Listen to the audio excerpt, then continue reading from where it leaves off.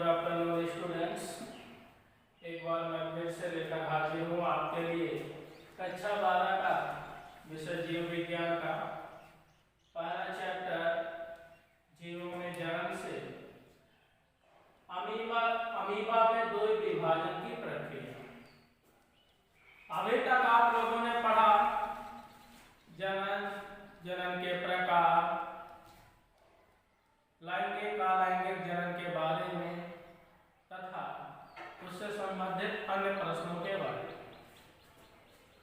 आज हम पढ़ेंगे अमीबा में द्वि विभाजन की प्रक्रिया। जो आपके एनसीईआरटी सिलेबस है उसमें द्वि विभाजन पढ़ना है, उसमें आपको द्वि विभाजन की प्रक्रिया पढ़नी है कि द्वि विभाजन क्या होता है, यानी जनन क्रिया में रिप्रोडक्शन में द्वि विभाजन का क्या महत्व है, द्वि विभाजन द्वारा किस प्रकार से नई संतति की उत्पत्ति होती है, इस बारे में आपको पढ़ना है जो आपके सिलेबस में। देखिए, मूलतः एक कोशिकीय जीव, उदाहरण के लिए अमीबा, इनमें द्वि विभाजन प्रक्रिया पाई जाती है। द्वि विभाजन प्रक्रिया कभी भी बहुकोशिकीय जीवों में अभी तक नहीं देखी गई है। द्वि विभाजन प्रक्रिया मूलतः एक कोशिकीय जीवधारियों में पाई जाती है, जैसे उदाहरण के लिए अमीबा जो प्रोटिस्टा जगत का प्रोटोजोआ संघ का एक जीव है जो एक कोशिकीय है। इसके बारे में आप भली भांति 9वीं क्लास से ही परिचित हैं। अब देखिए, हम द्वि विभाजन प्रक्रिया अमीबा में पढ़ते हैं कि अमीबा में द्वि विभाजन प्रक्रिया होती क्या है। पहले हम थोड़ी सी बात करेंगे द्वि विभाजन प्रक्रिया है क्या। द्वि विभाजन प्रक्रिया वह प्रक्रिया है जिसमें कोई भी जीवधारी दो भागों में बंट करके अपने ही समान दो नई संतति का निर्माण करता है। यानी द्वि विभाजन वास्तव में जनन क्रिया की एक विधि है और यह जिसके द्वारा जीव दो भागों में विभाजित होकर के अपने ही समान नई दो संतति को जन्म देता है।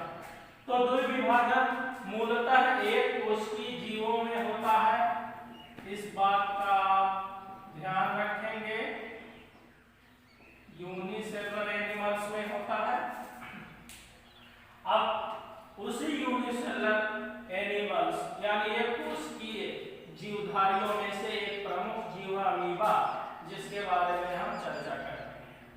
अमीबा में द्वि विभाजन किस प्रकार से होता है आप यहाँ पढ़ेंगे। अमीबा में सूत्री विभाजन के फलस्वरूप, अमीबा सूत्री विभाजन के फलस्वरूप जो अमीबा की मातृ कोशिका होती है वह दो भागों में बढ़ जाती है और दो भागों में बढ़ने के पश्चात दो संतति कोशिकाओं को जन्म देती है। अब ये प्रक्रिया कैसे होती है उसके बारे में देखिए। आप डायग्राम संख्या फर्स्ट देखिए। एक, अमीबा अनुकूल परिस्थितियों के दौरान अमीबा का केंद्रक सूत्री विभाजन द्वारा दो भागों में बढ़ जाता है। जिस संख्या 1 में देखेंगे आप अमीबा है, अमीबा के केंद्रक को दर्शाया गया है।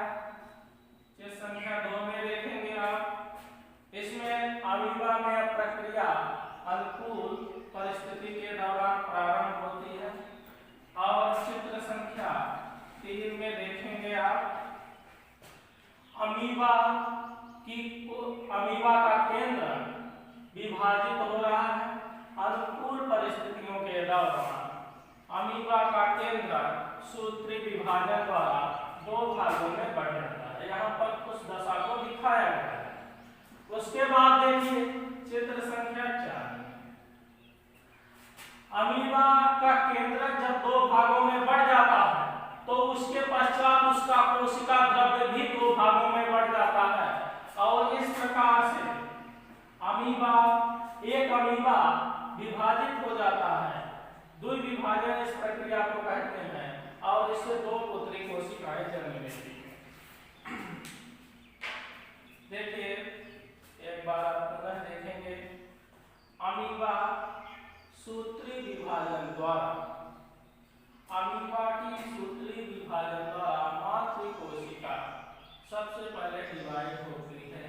उसका केंद्रक दो भागों में बढ़ जाता है अनुकूल परिस्थितियों के दौरान, और फिर केंद्रक जब दो भागों में बढ़ जाता है तो अमीबा का कोशिका द्रव्य भी दो भागों में बढ़ जाता है, और जब अमीबा का कोशिका द्रव्य भी दो भागों में बढ़ जाता है तो एक मातृ कोशिका से दो पुत्री कोशिकाओं का निर्माण होता है।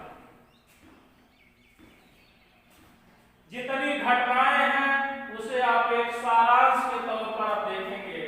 सबसे पहली घटना है, प्रथम घटना क्या है? प्रथम घटना यह घटित होती है कि अमीबा सूत्री विभाजन द्वारा अमीबा की मातृ कोशिका तो पुत्री कोशिकाओं में बढ़ती है। वह किस प्रकार से बढ़ती है देखिए, अमीबा की मदद से, यानी मातृ कोशिका उसी को कहेंगे जो डिवाइड होगी, जनक जो है वही मातृ कोशिका, मदद से वही है, यानी मूल कोशिका, जनक कोशिका ही मातृ कोशिका है। अब देखिए, अमीबा का केंद्रक सबसे पहले अनुकूल परिस्थितियों के दौरान दो भागों में विभाजित होता है। चित्र में देखिए आप, सबसे पहले अमीबा का केंद्रक विभाजन होता है, उसके पश्चात जब अमीबा का केंद्रक दो भागों में बढ़ जाता है तो अमीबा का कोशिका द्रव्य भी दो भागों में बढ़ जाता है। इस प्रकार से एक मातृ कोशिका डिवाइड होकर के दो डॉटर सेल यानी दो पुत्री कोशिकाएं बना लेती हैं, यानी एक अमीबा से दो संतति का जन्म होता है।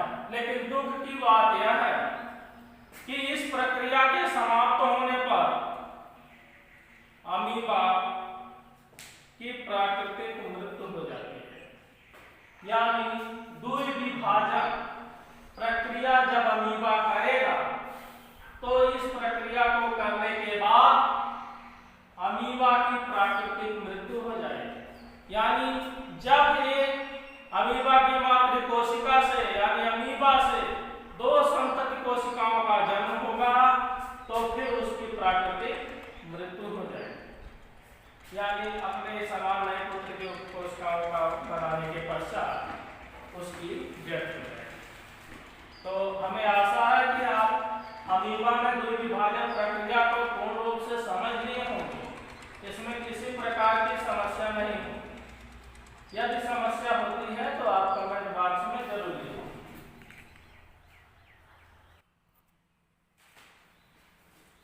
स्टूडेंट्स, हम अगले टॉपिक माइक्रो प्रोपेगेशन के बारे में पढ़ेंगे। माइक्रो प्रोपेगेशन क्या है? ऊतक संवर्धन द्वारा पौधे तैयार करना ही माइक्रो प्रोपेगेशन है। अब ऊतक संवर्धन एक सूक्ष्म तकनीक है, इसके द्वारा पौधे विकसित करना माइक्रो प्रोपेगेशन कहलाता है। और इस माइक्रो प्रोपेगेशन को कैसे किया जाता है, इसमें किस विधि का प्रयोग होता है, किस प्रकार से हम माइक्रो प्रोपेगेशन द्वारा नए पौधे को तैयार करेंगे, इसके बारे में हम देखेंगे। तो देखिए, माइक्रो प्रोपेगेशन में जब हम कोई पौधा तैयार करते हैं तो उसके लिए कैलस की आवश्यकता होती है। एक कैलस क्या है, सबसे पहले हम समझेंगे कि कैलस किसे कहते हैं।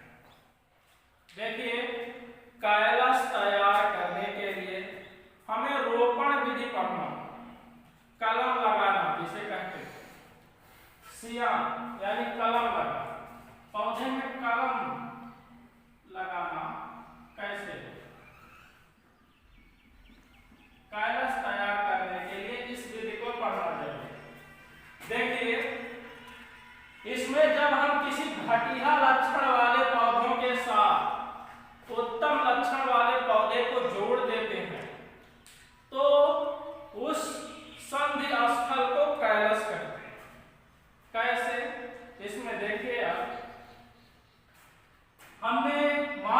मृदा में यानी मिट्टी में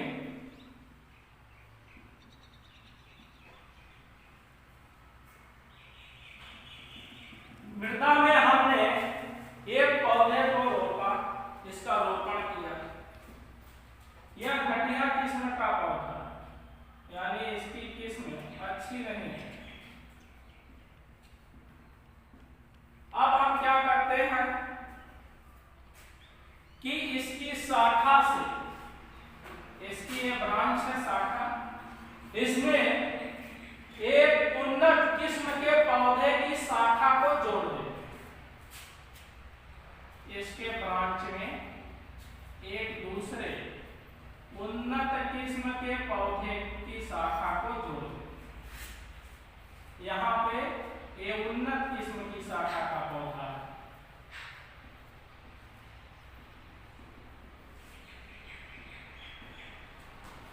यानी घटिया किस्म के पौधे की शाखा में हम उन्नत किस्म के पौधे को जोड़ देते हैं। कैसे? उसके लिए वहां पे उसके शाखा में चीरा लगाते हैं और वहां पर उस दूसरे उन्नत किस्म के पौधे की शाखा को जोड़ देते हैं।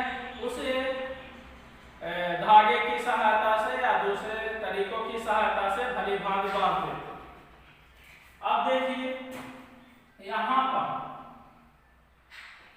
लेकिन ध्यान रहे पौधा उसी जाति का होना चाहिए, किस्में खाली अलग होनी चाहिए। अब यहाँ पर कुछ दिनों बाद घटिया किस्म के पौधे की शाखा के साथ उन्नत किस्म के पौधे की शाखा जुड़ जाती है, तो यहाँ पे गांठनुमा रचना बन जाती है। ये संधि स्थल बन जाता है, मतलब जोड़ स्थल। यहाँ पर एक संधि स्थल बन जाता है।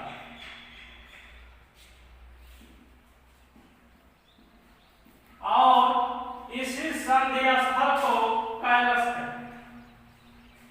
आप समझ गए होंगे अब कि कैलस क्या है। हम घटिया किस्म के पौधे की शाखा में उन्नत किस्म के पौधे की शाखा को जोड़ देते हैं। उसके द्वारा जहां पर इन दोनों शाखाओं को जोड़ा जाता है, उस स्थान का जो संधि स्थल होता है, उस संधि स्थल को कैलस कहते हैं। अब इस कैलस को हम, कैलस है क्या? कैलस अविभेदित को ऊतकों का एक समूह है जो किससे बना है? दो शाखाओं को जोड़ने पर बना है, एक उन्नत किस्म की शाखा और एक घटिया किस्म की शाखा। और यह कैलस क्या है? अविभेदित ऊतकों का समूह है, यानी ऐसे ऊतक का समूह है जिसे हम विभेदित नहीं कर सकते। कैलस अविभेदित ऊतक समूह है, यानी इसे अलग अलग हम विभेदित नहीं कर सकते, क्योंकि इनमें दोनों मिल गए, उन्नत किस्म के भी और घटिया किस्म के भी, दोनों का एक संधि स्थल है कैलस। और यहाँ पर दोनों के ऊतक मिले हुए हैं, उन्नत किस्म के ऊतक भी मिले हुए हैं, उन्नत किस्म के शाखा के भी ऊतक और घटिया किस्म के शाखा के भी ऊतक मिलेंगे, और इसे हम कैलस कहते हैं। इसीलिए कैलस अविभेदित ऊतकों का समूह है, क्योंकि इसमें दोनों ऊतक आपस में मिले हुए हैं, और इसी संधि स्थल को हम कैलस कहते हैं। अब हम क्या करेंगे? कैलस का एक कार्य क्या है? कैलस इन दोनों के मध्य जल और भोज्य पदार्थों का संचरण भी करता है। किनके मध्य? घटिया किस्म के और उन्नत किस्म के दोनों शाखाओं के मध्य भोज्य पदार्थ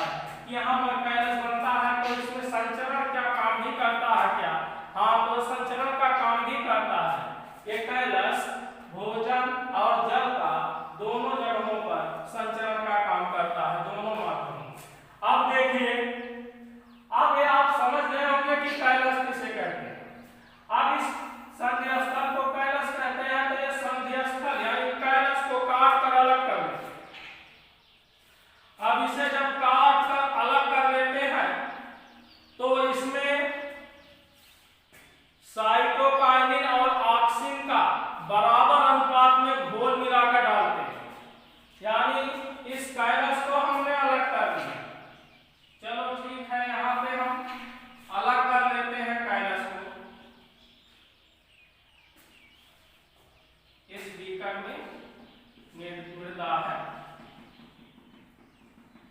और फिर इसमें कैलस को काट कर अलग कर देते हैं।